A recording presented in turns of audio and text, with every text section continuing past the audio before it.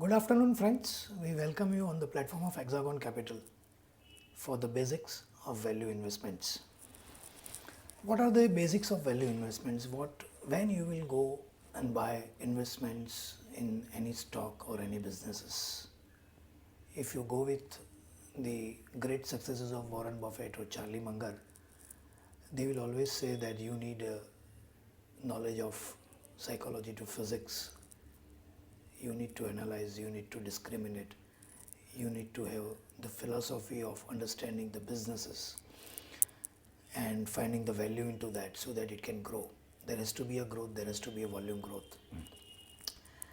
We have got various odds across the countries in the world. There are macros which are changing continuously. There is a debt, there is an interest factor, there are employment factors, there is basically a mounting debt across the countries in the world. So the days of investments, the days of value investing, which was there a decade before, 2 decades before, or 3 decades before, are not here today. So considering what they have done it in the past, we cannot go and buy, and we cannot go and make an application of that today at the current prices in the stock, in the businesses, what we intend to invest. The fair view, when will you buy and when will you invest? Very simple. When there is a panic, 2008 was a great buy, 2003 was a great buy, 2009 first half was a great buy, 2013 mid and 2013 third quarter was a great buy, but there wasn't value investments in India. But if you find that value investments across the countries in the world, when US economy is mounting with that, Japanese economy is having a problem when their currency, basically yuan, has almost weakened more than 50% in last 3 years. When you find that the equity, people say that buy equity in Japan and sell currency, whatever. The Chinese economy is facing problem from 2007 to 2016 today. Most of that GDP which is being generated recently is being taken care of by the mounting debts, increasing debts, and they are facing huge great crunch. Where is the value investments? Things are changing. The change is the only constant factor in any business, in any businesses, in anything which you do with your money in your hand. Every money, every rupee that is to be invested, that is being invested, that is expected to be invested, has to be invested by changing the businesses which you would like to invest. Which businesses would you like to invest in is very important. What is the significance of that business irrespective of the change, the constant change across the countries in the world, whether it is a political change, whether it is an economic change, whether it is a change with the natural factors like in India, or whether it is a change because of the maybe GST, maybe reforms, major reforms like GST or demonetization.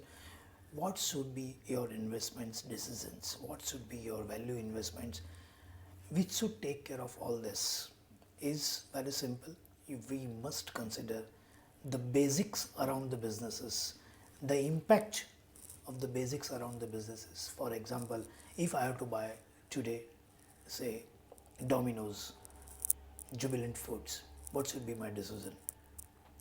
Number one, whether Jubilant Food is providing and serving to the masses, whether 16 hours or 24 hours or 8 hours or 12 hours, whether what they are serving is being accepted by the people, who are the other people into competitions into that, what is the cost of operations of serving each and every individual, and very important is what is the cost of borrowing for the business in that particular industry, and then what is the growth potential, whether the GDP growth and the per capita income that is going to be grown in India, especially in India, will benefit the Jubilant Food. What are the other products that they are going to launch, whether the other products will be accepted. Say recently they have launched one pizza and burger, whether that will be accepted. If that is being accepted, basically the factors which are directly affecting that particular business, that particular industry, that particular profile, and if you find a value there over a period of years, whether the political change is there or not, whether monetization comes there or not, whether the effect of GDP comes there or not, whether the effect of GST comes there or not, what will happen? If an average consumer is going to consume pizza from Domino's, irrespective of the competition, because of the brand and because of the taste, whether that is going to continue? If yes, is there any growth potential which is linked with the GDP, or which is linked with the per capita income, or which is linked with the direct growth in the economy, irrespective of the happenings around the world, irrespective of the macro level situations becoming worse or better? If there are so many factors which are with the company, with the industry, with the product, vis-a-vis the macro level factors. So micro level versus macro level is the first thing which we must analyze, and we must understand what is the strength of that, and we must understand whether we are interested to invest one third of our capital into market cap of that particular business. So when you are investing, when you are doing a value investments in any stock, in any company, in any industry, we are thinking about buying a business. Now, one great story which was unfolding in my mind since last 2-3 days after the monetization, demonetization, and the economics and money and banking videos from my side, from Hexagon Capital channel, that what will be the impact of demonetization on the PSU banks. The great 2.5 lakh crores are being accumulated today. There is increasing the cash inflow, and when all the PSU banks are on the one hand facing the problems of NPAs and NPAs recovering and NPAs restructuring, if they get such huge great cash inflows, actual money in circulation, from the macroeconomics point of view, whether PSU banks are going to be there on the common man platform to do a great funding for the common man, every common man of the country. And if yes, this particular money, this particular move, and this particular wave of demonetization by Mr. Narendra Modi and his team will have a great benefit to PSU banks to revive themselves, because there is going to be a recovery on the NPA fronts first, over a period of next 6 to 8 quarters. Government will take strict action to that effect, as we see the intent and intention of the government to take care of the PSU banks. That will help the huge cash inflows in their hand, that will have a money in banking, that money which comes in circulation will be again used for funding, lending to SMEs and lending to other things, plus even the government sectors will do well because of this funding, because of the actual cash inflows in the economy, because it is going to erode part of the current account deficit, and it is going to boost the basically public expenditure and creating wages and employment opportunities across the countries. Roads are going to do well, even the railways are going to do well, even the defense side the things are going to do well, though we are slow because it is a very big economy, though it is a $2 trillion economy, but from the size of the people and size of the languages and size of the masses across the countries in the small India, we are facing the problem of reorganizing and restructuring and basically a grassroots level changes, but it will have an impact. PSU banks, it seems, will be the story for next somewhat year 2013. We have never discussed this in our earlier videos about PSU banks, but it seems it can turn out to be a dark horse. It can turn out to be a great story in the months and years to come. Just keep an eye on it, and the best PSU bank which is holding strong is State Bank of India, from the panic bottom of 167 in February 2016. The great story, the great businesses which we intend to buy is the value investing.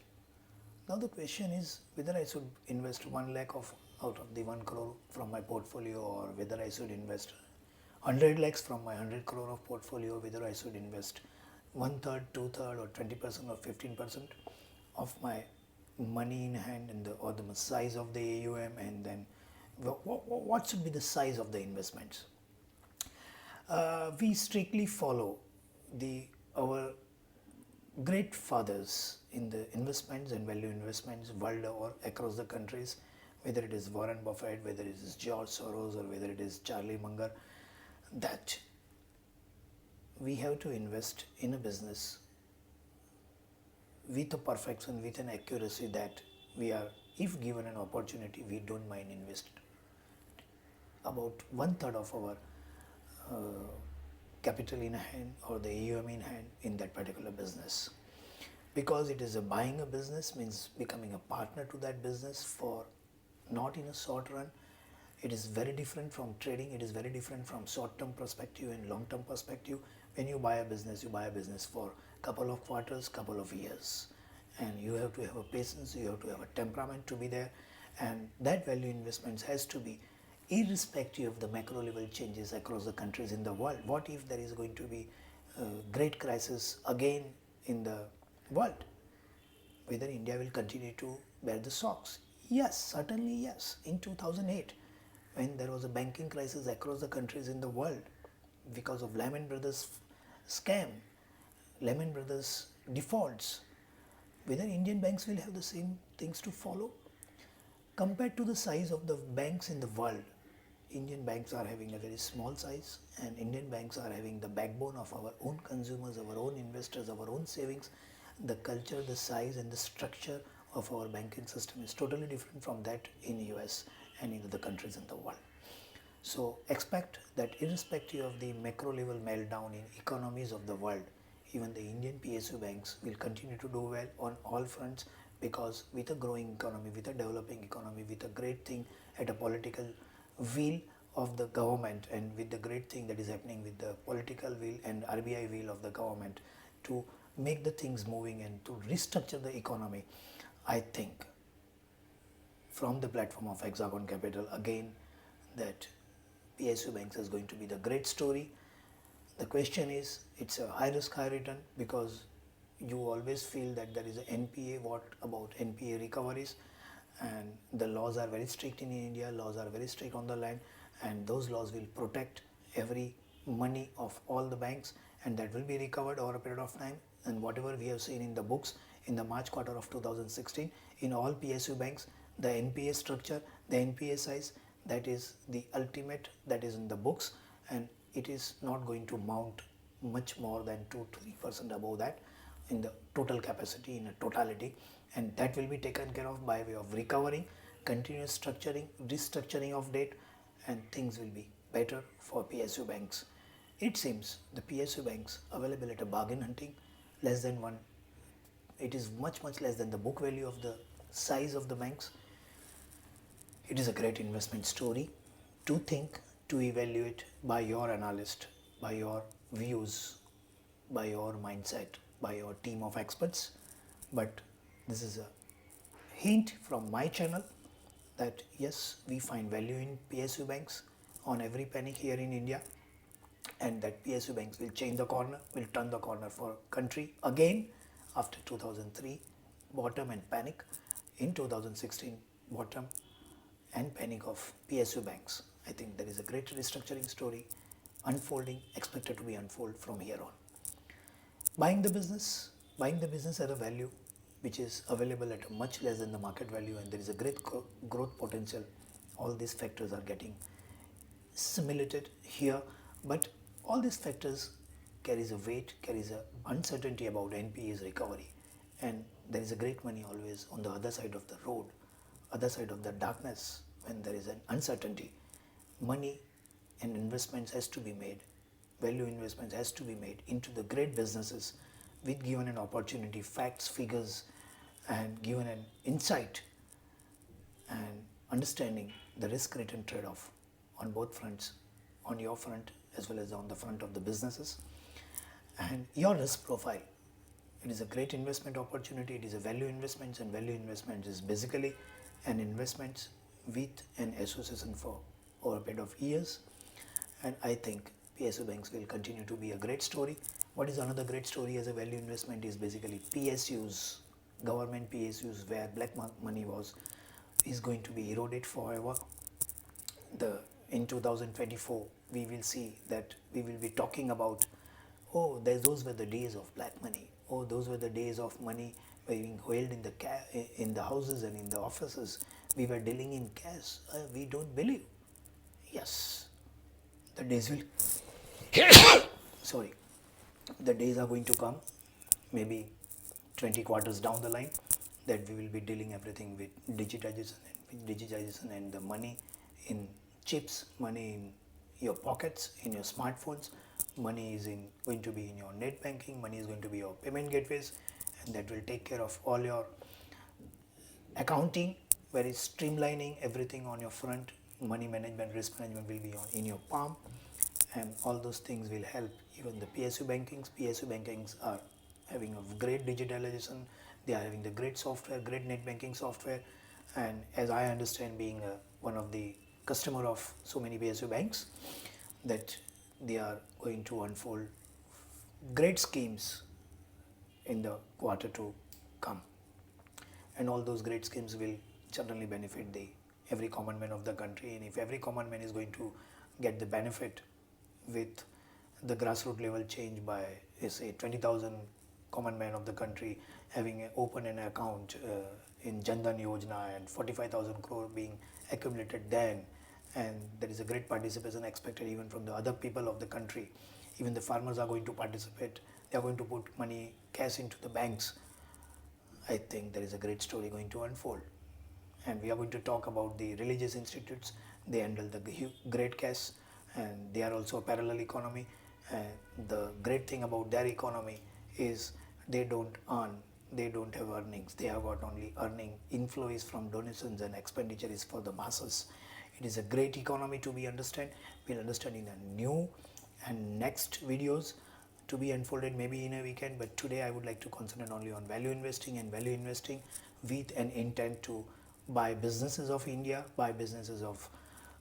irrespective of political will of other countries, irrespective of the debt of the other countries, irrespective of the meltdown, economies meltdown expected in other countries, and irrespective of what Trump will do. When we are talking about Trump, let me tell you in brief that Trump, when he was being elected, nothing was mentioned about what exactly he is going to do. And in next 4 years of his term, what he would like to do is he understands the business well, he understands the psychology of businesses well, he understands the problems of businesses well, and certainly he will help the US economy to be there on the businesses side. And there is a great rumor that there is going to be a great spending on the infrastructure side in US, because this one of the secretary is expected to give a lecture on that, and he has already put up the papers for that, and it is a necessity, it is a dire necessity, and I think Trump will consider that. Infrastructure building in US is again a great chapter. It's need to be understood, that we'll see later. We can't cover everything in that short span of time, but value investing, whether it is Warren Buffett, whether it is Charlie Munger, whether it is Bhadresh Shah, whether it is Hexagon Capital, whether it is other broking houses, of India, not to name them, whether it is people from Singapore, whether it is people from Singapore who say that great investments are in small caps. Yes, great investments are in small caps, provided you understand the business. Whether it is a small cap or whether it is a large cap or whether it is a mid cap, you must understand the business, you must understand the product, you must understand the competition, you must understand the management style, you must understand the potential of that particular businesses and the management, and the impact of that in the stock prices in the months and years to come. Be with the businesses, be with your value investment strategies. You must have a very common sense question before investing your every penny into the investments, that whether you intend to buy the business, and if yes, whether you intend to put 1/3 of your capital into that. If yes, then your decision is logical and it makes a lot of sense to be there in the business. And I think with this small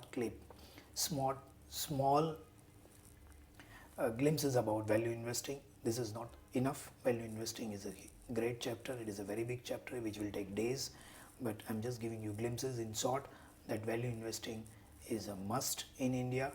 Value investing will unfold great stories ahead. PSU banks looks great from here. I see great future for Jubilant Food.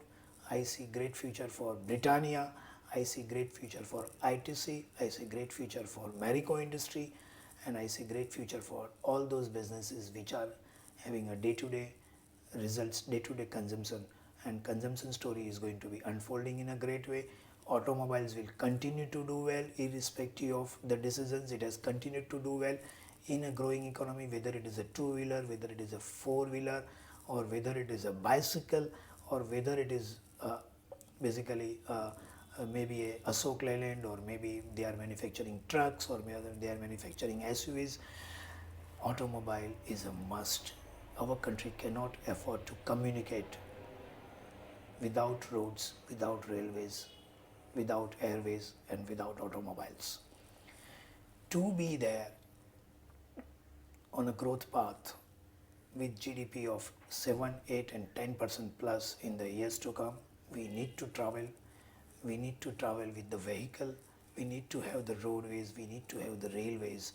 And railways are going to be extended after 67 years of independence. After say about 7 decades of independence, first time our railways are going to be extended in length and breadth across the countries, and that will give a great mileage, the connectivity for the consumption and for the production and for the people, for the masses, and that will build India. India is going to be built in cities, in 100 smart cities. It is going to be built with digitalization. It is going to be built at grassroots levels. It is going to be built with demonetization.